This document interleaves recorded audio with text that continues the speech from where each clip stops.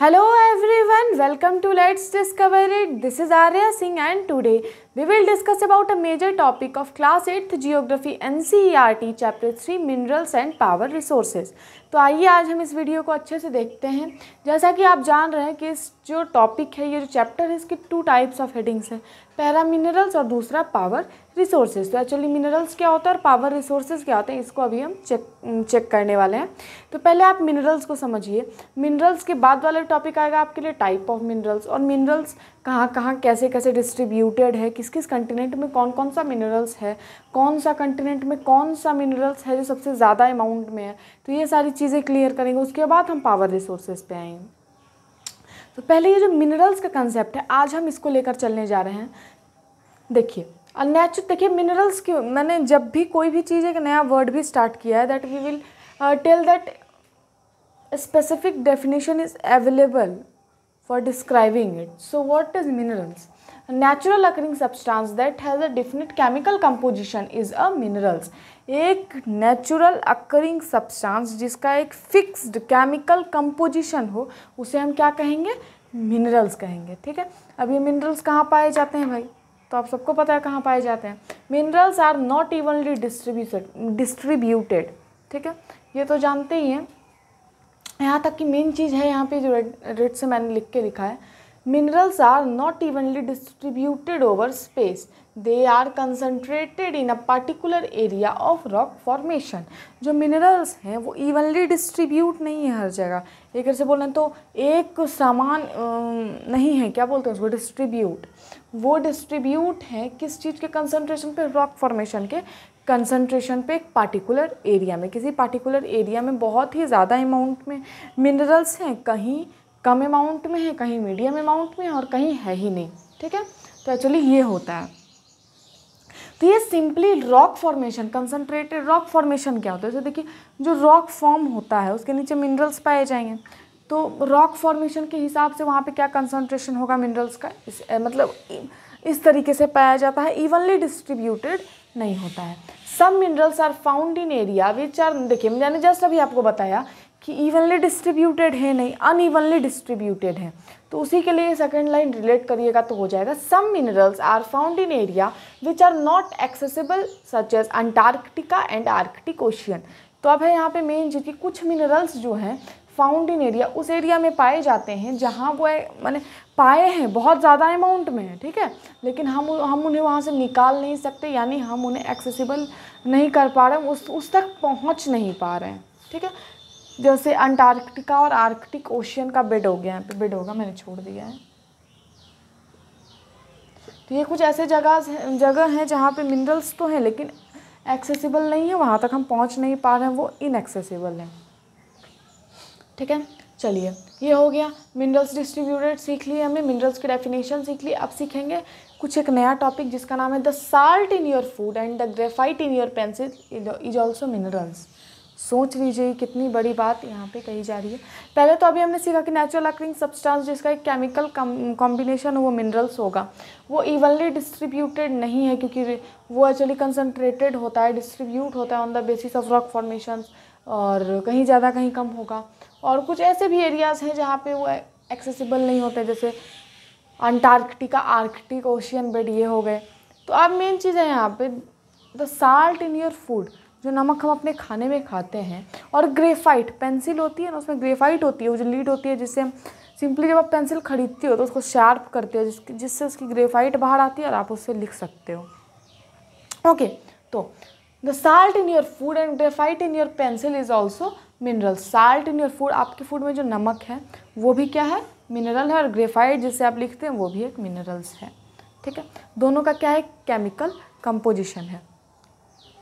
चलिए अब देखिए जो साल्ट हम खाते हैं उसका केमिकल कंपोजिशन होता है शायद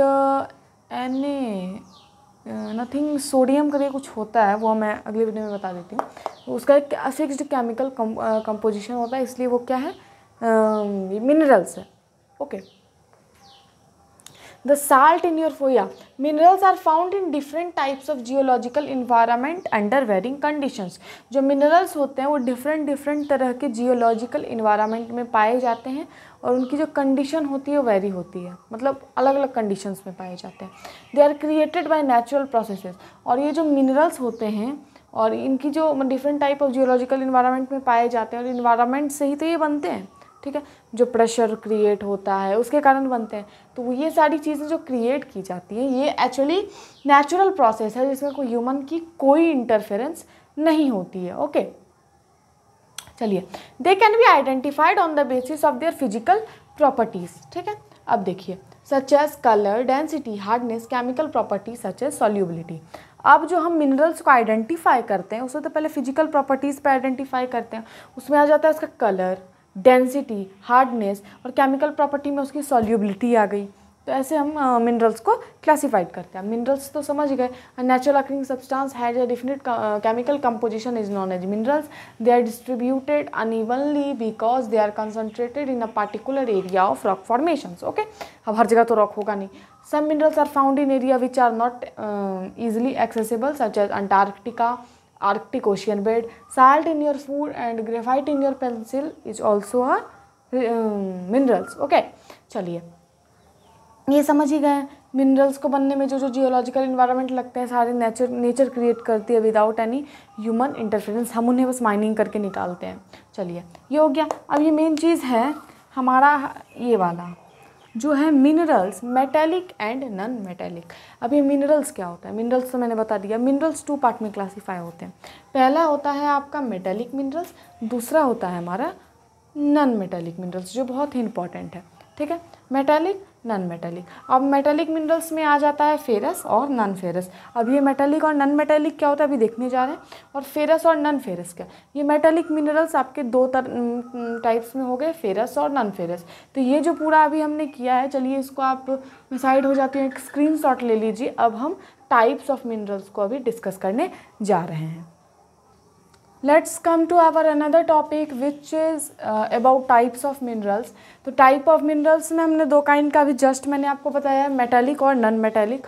मेटेलिक मिनरल्स 2 तरह के होते हैं, फेरस और नॉन फेरस. तो अभी हम मेटेलिक मिनरल्स के बारे में पहले देखते हैं. उससे पहले एक मेटल वर्ड है जिसके बारे में आपको जानना बहुत ही ज़्यादा ज़रूरी है. मेटल क्या होते हैं? Metals are hard substances that conduct heat and electricity and have a characteristics of luster or shine. जो मेटल्स होते हैं वो ऐसे हार्ड सब्सटेंस होते हैं जो कंडक्टर होते हैं, यानी कंडक्ट होता है उसमें हीट भी और इलेक्ट्रिसिटी भी. साइन होती है, लस्टर होता है. ठीक है, लस्टर को ही साइन कहते हैं. तो कुछ ऐसे प्रॉपर्टीज़ होते हैं जो मेटल्स में पाए जाते हैं. जैसे मैं आपको यहाँ पे 2 ही दिया लेकिन मैं आपको बता दूँ. हार्डनेस, ठीक है, लस्टर, कंडक्शन, स्नोरस. तो ये सारे कुछ ऐसे चीज़ें हैं ये सारे कुछ ऐसे प्रॉपर्टीज़ हैं जिस भी सब्सटेंस में पाए जाएंगे वो क्या होगा, हमारा मेटल्स होगा. ओके, चलिए बता दिया मैंने आपको. स्नोरस का मतलब होता है कोई भी चीज़ को अगर आप खटसा बोलते हो तो आवाज़ करता है. जैसे इसमें उतना ज़्यादा साउंड प्रोड्यूस नहीं होता है, लेकिन बाय द वे अगर आप मंदिर की घंटी को बोलते हो तो साउंड प्रोड्यूस होता है ना, वाइब्रेट करता है ना, तो बस वही स्नोरस हुआ. लेकिन वो मेटल का बना होता है वो घंटी, तो वो मेटल है क्योंकि वो स्नोरस है और उसमें इलेक्ट्रिसिटी भी कंडक्ट करेगी और फिर वो उसमें लस्टर भी होगा. चलिए, अब मेटेलिक मिनरल्स क्या होता है? Metallic minerals are those minerals which contain iron which contain metal in raw form. ठीक है, मेटेलिक मिनरल्स हम कुछ ऐसे कोई भी ऐसे मेटल्स को बोलेंगे जो मेटल कंटेंट करता हो. जैसे मेटेलिक मिनरल्स, ऐसे मिनरल्स को बोलेंगे इसमें मेटल का कंटेंट हो रॉ फॉर्म में. ठीक है, रॉ फॉर्म में, अभी रॉ फॉर्म में ही बात कर रहे हैं. तो metallic minerals are those which contain metal in raw form. तो अब ये जो मेटेलिक मिनरल्स होता है ये 2 तरह का होता है. एक होता है हमारा फेरस मिनरल्स और दूसरा हो गया नॉन फेरस मिनरल्स. तो अब ये रॉ फॉर्म में तो ओर में ही प्रेजेंट होगा ना, वो और जिसमें मेटल प्रेजेंट हो वो हमारा मेटेलिक मिनरल्स कहलाएगा. अब चलते हैं फेरस पे.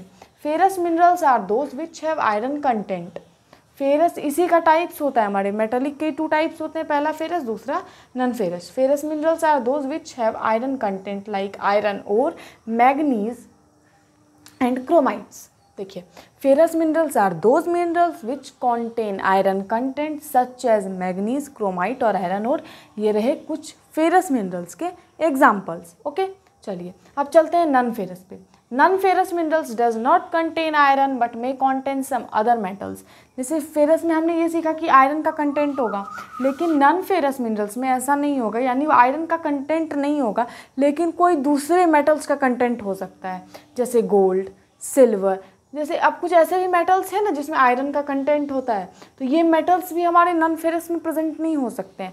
वही मेटल्स प्रेजेंट होंगे जो जिनमें आयरन की कंटेंट नहीं हो, जैसे gold, silver, copper, lead.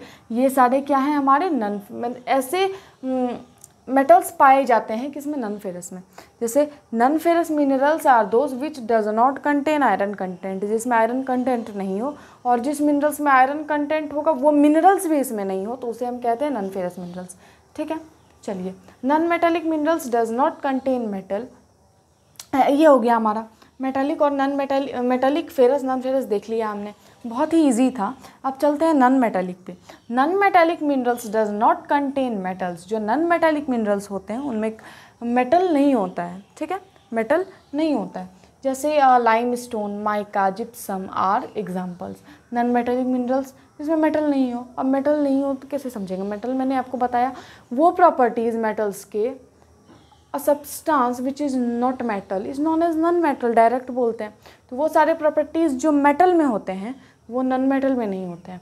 Metal में होते हैं ये प्रॉपर्टी आपकी डक्टिलिटी की, जो बहुत इंपॉर्टेंट है, ये पूछा ही जाएगा। डक्टाइल होता है वो, ठीक है।